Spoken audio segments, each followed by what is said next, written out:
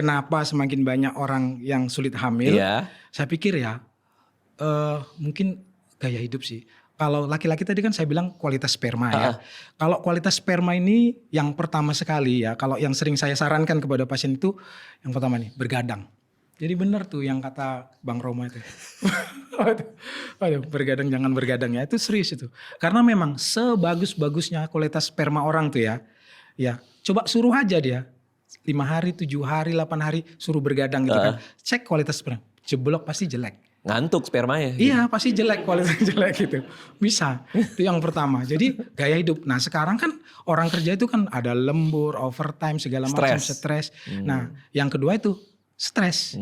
Nah stres ini peradangan kronik Mas. Ya kita itu kan kalau stres, kortisol ini memang akan keluar secara alami dan itu nggak bisa kita apa-apain gitu. Ya ini sebagai contoh siapa saja di antara kita ini, misalnya amit-amit ya, ketangkep polisi nih. Itu kan stres ya. Itu jangankan subur Mas, ya kan, jangan subur. Ereksi aja nggak bisa. Serius. Siapa yang kepikiran juga pas lagi ditangkap kayak, kok nggak bisa ya?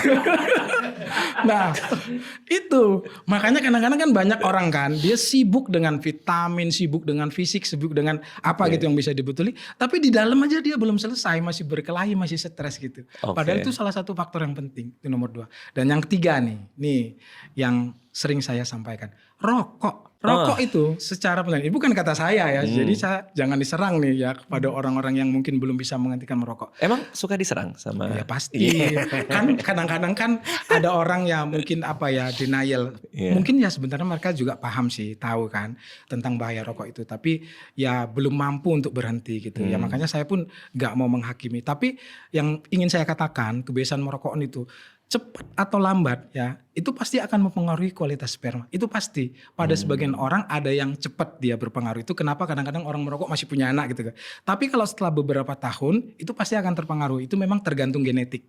Tergantung genetik. Ada tapi yang itu jadi faktor lah. Faktor. Dan yang keempat kurang olahraga, kurang gerak.